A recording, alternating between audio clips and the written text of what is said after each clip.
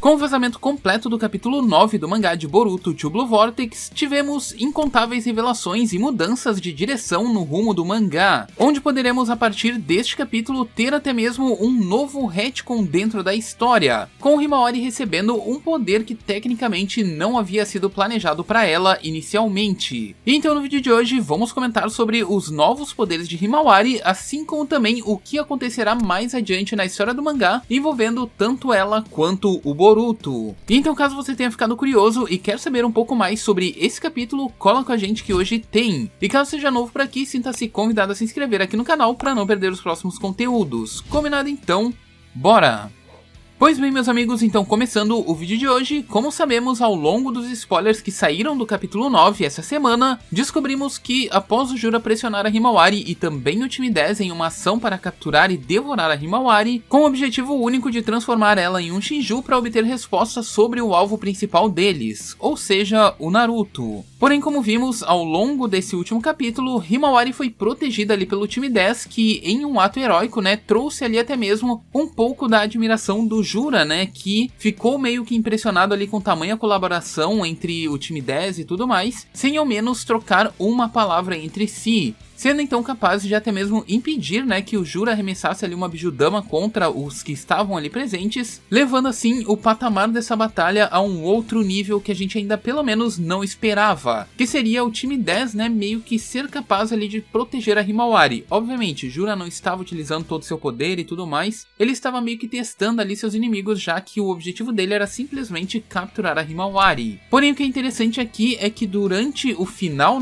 a fuga ali, tanto da Himawari quanto do time 10, Himawari se propõe a ser deixada sozinha ali, do time 10 e tudo mais, visto que ela mesma poderia arrumar uma forma de fugir e se livrar dos inimigos, já que o alvo era unicamente ela. Quando de repente, em um momento repentino, Himawari é puxada para dentro do seu subconsciente e acaba então se encontrando com nada mais nada menos do que a Kurama, que dessa vez estava ali presente em uma forma um pouco mais infantil. Kurama então reconhece a Himawari e pergunta a ela se ela sabe quem é ela, quem seria de fato a presença que se encontra diante da Himawari, encerrando assim o capítulo desse mês. E a partir daqui então, muitas dúvidas começam a surgir, principalmente relacionadas ao fato do que acontecerá mais adiante no contexto do mangá. Já querendo ou não, Kurama vem se escondendo dentro da Himawari desde o final da fase 1 do mangá de Boruto, onde a sua presença pôde inclusive ser sentida pelo Daemon, o qual notou um enorme poder oculto dentro da Himawari, mas que seguia ali em dúvidas, pelo menos para nós leitores, do que de fato seria esse poder.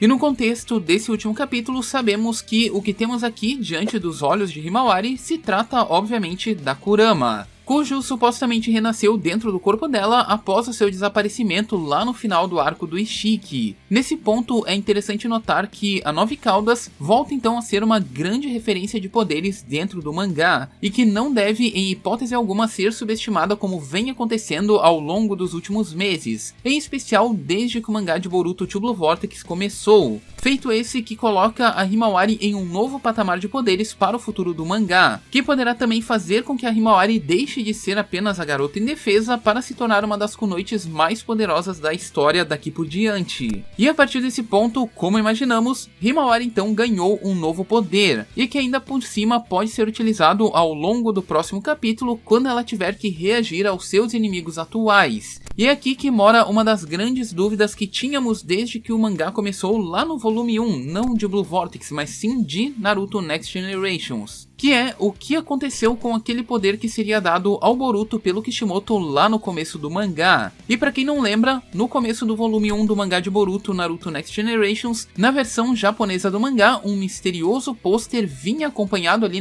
em conjunto com o primeiro volume. Feito pelo Kishimoto, esse pôster trazia então um prenúncio de poderes que viriam a ser explorados ao longo da história, já que nessa imagem a gente tinha o Mitsuki revelando ali o seu modo Seninka, algo que foi utilizado por ele no capítulo 4 desse primeiro volume, cujo foi um capítulo de inserção do Gaiden do Mitsuki logo no começo da história, confirmando assim tanto as cores como também a transformação do Mitsuki, da exata forma como a gente viu ele utilizando ao longo tanto do anime quanto pelo menos desse Gaiden que a gente viu no mangá. Assim como também tínhamos a questão ali da Sarada, que para a época em que esse material saiu, já havia simplesmente sido revelado qual seria o seu poder ocular, ou para ser mais exato, a gente já sabia mais ou menos qual seria o estilo do Mangekyo Sharingan da Sarada dentro dessa arte. E para o Boruto então, muito se esperava sobre o poder que ele teria no futuro, né, já que nessa imagem, Boruto carregava então um manto de chakra além de um par de Byakugans ali em seus olhos, coisa que com o desenrolar da história vimos que o Boruto não foi capaz de despertar um Byakugan, e mesmo que fosse confundido com isso, o Boruto já havia recebido um Jogan, né, no conteúdo ali do anime, ou até mesmo um Byakugan ali no seu olho direito que pertence originalmente ao Momoshiki. E com o passar dos anos e a história do mangá indo avançando cada vez mais, vimos que esse jovem Boruto que a gente vê nessa arte acabou evoluindo, mas simplesmente o par de Byakugan não apareceu, assim como também o Boruto não recebeu nenhum tipo de manto de chakra até o presente momento, pelo menos com a idade que ele aparece nessa arte. E agora então, como a Himawari foi descrita, né, como a nova portadora da Kurama, e também curiosamente temos o fato da Himawari ser a única dos filhos ali dos Uzumaki que possui de fato um par de Byakugan, acaba nos levando a crer que, pelo menos no ponto em que estamos na história, Kishimoto, apesar de cumprir os dois primeiros poderes ali apresentados dentro dessa arte, tanto com o Mitsuki quanto com a Sarada, acaba deixando meio que subentendido que com o passar do tempo e com o fato do Boruto não ter recebido nenhum desses poderes até então, essa arte pelo menos pode acabar sofrendo um enorme retcon dentro da história. Não dizendo que isso seria necessariamente um retcon porque não está atrelado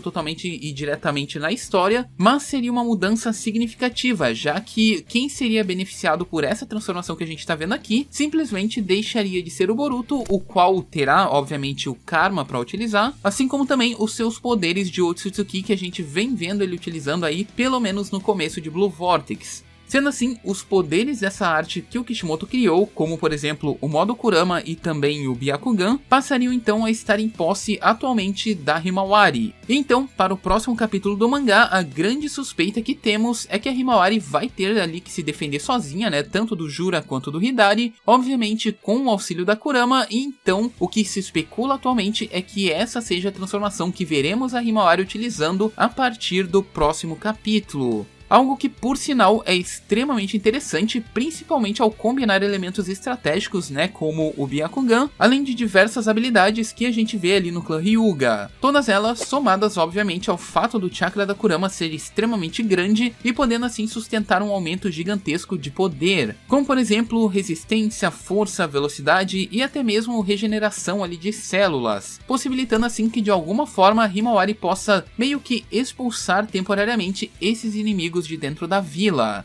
E não se engane, o poder da Kurama, mesmo em sua fase infantil, é extremamente grande. Principalmente quando levamos em consideração quando o Ashura utilizava, né, o poder dessa mini Kurama em batalhas contra o Indra, que já chegou a utilizar até mesmo o avatar que o Naruto usa lá no Vale do Fim, lá contra o Sasuke, porém em uma escala de tamanho um pouquinho menor. Então sim, meus amigos, Kurama voltou e o Kishimoto acaba de simplesmente mudar o curso da história, onde Himawari passa então a ser a nova Jinchuriki da Nove Caudas e acabará recebendo os poderes que estavam previstos pro Boruto receber lá no começo do mangá. Sendo essa uma das alterações que vimos, né, e que vai acontecer aí em Boruto 2 Blue Vortex. Mas e você, o que acha? Acha que o Kishimoto realmente vai fazer essa alteração e vai deixar o Boruto ali só com o Karma e os poderes do Momoshiki, algo assim futuramente?